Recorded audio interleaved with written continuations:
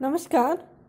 आज हम पढ़ेंगे ऑप्टिमम पॉपुलेशन कंसेप्ट यानी अनुकूलतम आदर्श जनसंख्या के बारे में। ये आपके मानव भूगोल का एक टॉपिक है। पिछले जो लेक्चर थे उसमें हमने जनाधिक्य के बारे में बात की थी, जनाभाव के बारे में हमने बात की कि जनाधिक्य क्या स्थिति है और जनाभाव की स्थिति क्या होती है।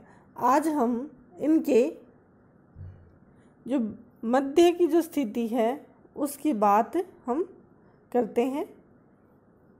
वो है ऑप्टिमम पॉपुलेशन यानी अनुकूलतम जनसंख्या सिद्धांत या अवधारणा।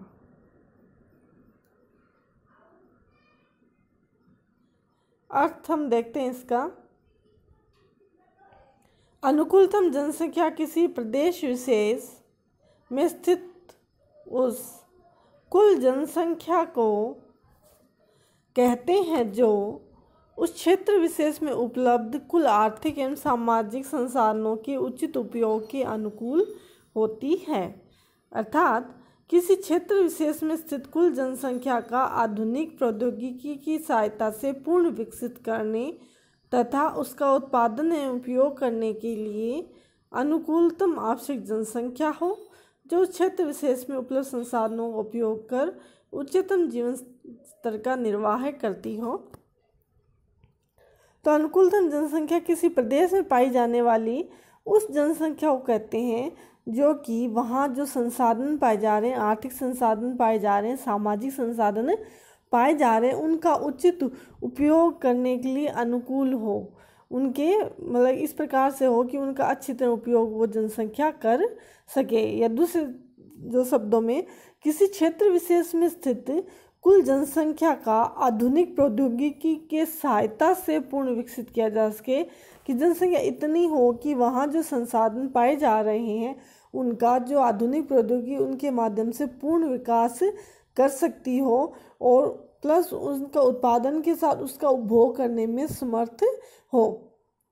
और क्योंकि उससे जो उत्पादन बढ़ेगा, उपभोग बढ़ेगा, तो निश्चित रूप से जो संसाधनों का उपयोग होने से जीवन स्तर जो है वो भी क्या होगा, बढ़ेगा। उच्चतम जीवन स्तर की तरफ वो जनसंख्या प्रवृत्त हो जाएगी। तो उस क्षेत्र विशेष की ऐसी जनसंख्या को अनुकूलतम जनसंख्या कहा जाता है। अतः किसी भी क्षेत्र में या विशेष क्षेत्र है उसमें निवास करने वाली जनसंख्या को उत्तम जीवन स्तर प्राप्त हो रहा है, यानी स्टैंडर्ड का जो लिविंग है वो अच्छा है उनका। अर्थात ये कह सकते हैं कि प्रत्येक व्यक्ति को आवश्यकता अनुसार भोजन भी मिल रहा है, वस्त्र की पूर्ति हो रही है, उसके पास मकान है, ऊर्जा के संसाधन हैं, शुद्ध जल उसको पीने के लिए मिल रहा है, और इसके अलावा जो है उत्पादन हेतु कच्चा माल भी है, स्वास्थ्य संबंधी सुविधाएं उसको मिल रही है, तथा सांस्कृतिक तत्व जो है उनका भी पर्याप्त और अनुकूल मात्रा में हो, यानी कि सांस्कृतिक दृष्टि से भी वो विकास कर रहा हो। उसकी जो वैल्यूज है, जो रिवाज है, अवधारणाएँ हैं, जो विश्वास हैं, उन जो है वो भी क्या है, पर्याप्त एवं अनुकूल मात्रा में वहाँ पे विकसित स्थिति में हो। अधिकतम जो विद्वान है उनका क्या मानना है कि अनुकूलतम जनसंख्या कौन सी जनसंख्या होगी, वह जनसंख्या जिस पर कोई भी जो देश है या कोई भी क्षेत्र है वो आर्थिक और सामाजिक उच्च स्तर की उपलब्धता प्राप्त कर ले, उच्च स्तर प्राप्त कर ले।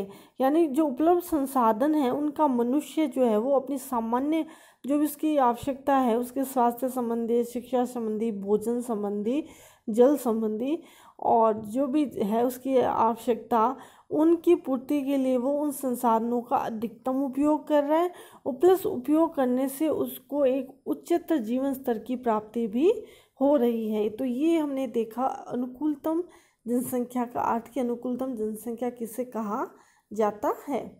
अब हम बात करते हैं अनुकूलतम जो जनसंख्या है उसकी परिभाषा के बारे में। तो अनुकूलतम जनसंख्या के लिए ऑप्टिमम पॉपुलेशन जो शब्द है उसका प्रयोग सबसे पहले किसने किया था, कैंटिलोन महोदय ने किया था। कैंटिलोन महोदय ने बताया कि किसी क्षेत्र में उपलब्ध दशाओं के अंतर्गत व्यक्तियों की उस संख्या को अनुकूलतम जनसंख्या कहते हैं जो उच्चतम जीवन स्तर कायम रखने में समर्थ हो। तो कैंटलोन जो महोदय उन्होंने क्या माना कि किसी भी क्षेत्र में जो उपलब्ध जो भी दशाएं हैं, प्राकृतिक दशाएं हैं कि वहाँ पे मृदा है या जल है, ये जो प्राकृतिक दशाएं हैं उनके अंतर्गत व्यक्तियों की वह जो जनसंख्या जो है वो मतलब अनुकूलतम होगी जो कि उच्चतम जीवन स्तर को कायम रख सके, न केवल उसे प्राप्त करे बल्कि उसको कायम भी रख सके। ये शर्त भी उन्होंने उसके साथ में रखी है किसी भी क्षेत्र की जनसंख्या को अनुकूलतम जनसंख्या होने के लिए। अगली जो परिभाषा है वो बोल्डिंग के अनुसार वह जनसंख्या जिस पर जीवन स्तर अधिकतम होता है अनुकूलतम जनसंख्या कहलाती है।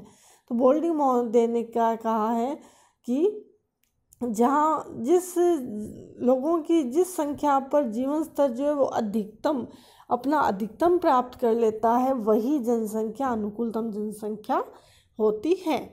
आगे एक परिभाषा और देखते हैं हम। डाल्टन के अनुसार अनुकूलतम जनसंख्या वह है जो प्रति व्यक्ति अधिकतम आय देती है।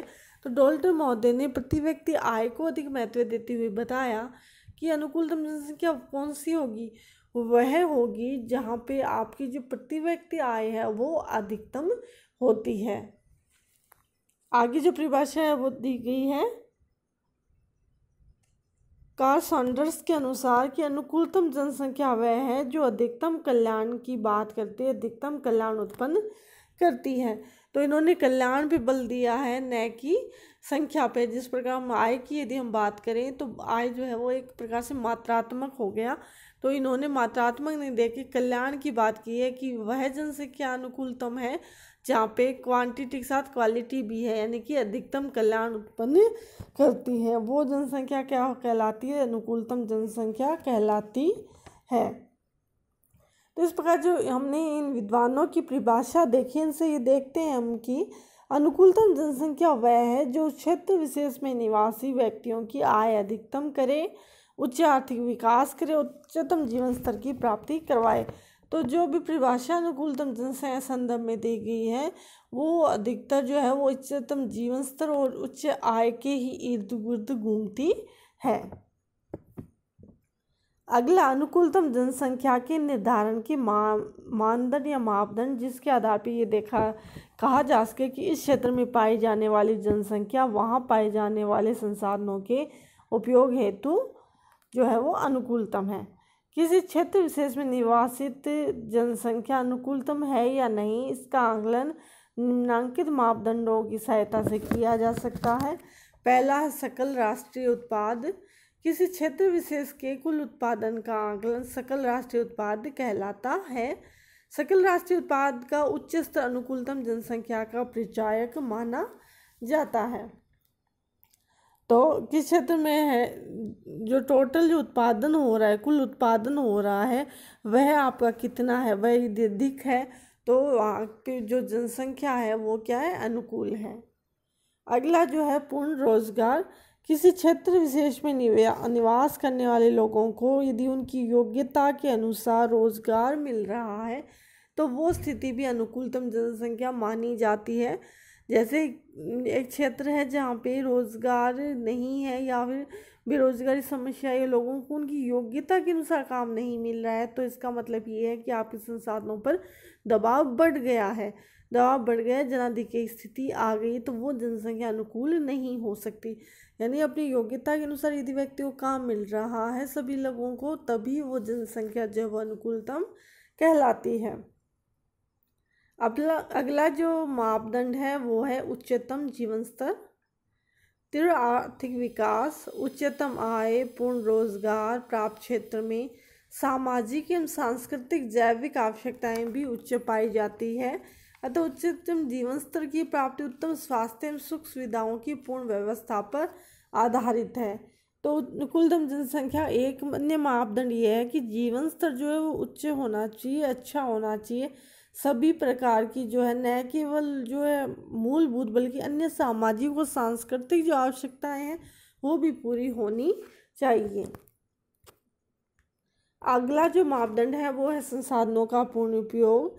अनुकूलतम जनसंख्या होने पर उपलब्ध संसाधनों का आधुनिक प्रौद्योगिकी की सहायता से पूर्ण उपयोग किया जा सकता है। प्रौद्योगिकी विकास के साथ साथ नवीन संसाधनों की जानकारी भी होती रहती है, तो आवश्यकता अनुसार उनका उपयोग भी किया जा सकता है। तो संसाधन जो है वो अनयूज्ड नहीं रहे बल्कि उनका यूज हो पाए, तो वो जो जनसंख्या जो है वो अनुकूलतम कहलाएगी। अगला है जनांकीय संरचना। अनुकूलतम जनसंख्या में आयु, लिंग आदि सभी जो है वो संतुलित अवस्था में पाए जाते हैं। जन्म दर मृत्यु दर में संतुलन पाया जाता है, जिसके कारण जनसंख्या वृद्धि भी बहुत कम होती है और संतुलित रहती है। जनसंख्या लगभग स्थायी पाई जाती है, क्योंकि जन्म दर और मृत्यु दर में संतुलन रहेगा तो जनसंख्या लगभग स्थायी पाई जाएगी, तो जनाभाव या जनाधिक्य की स्थिति नहीं रहती है। अगला है प्रदूषण रहित विकास। अनुकूलतम जनसंख्या युक्त क्षेत्र में जलवायु पर्यावरणीय प्रदूषण की मात्रा कम पाई जाती है। टेलर के अनुसार अनुकूलतम जनसंख्या का अधिकतम वह है जो पर्यावरण या समाज या पोषण की कमी से व्यक्ति के स्वास्थ्य को क्षति पहुंचाए बिना ही अनिश्चित काल तक कायम रह सके। यानी पर्यावरण को इससे कोई नुकसान नहीं होना चाहिए या समाज को कोई नुकसान नहीं होना चाहिए, उनकी जो स्वास्थ्य है वो अच्छा रहना चाहिए। यदि उनमें कोई नुकसान हो रहा है, प्रकृति में यदि अवनयन हो रहा है, तो वो जनसंख्या अनुकूल कही नहीं जा सकती।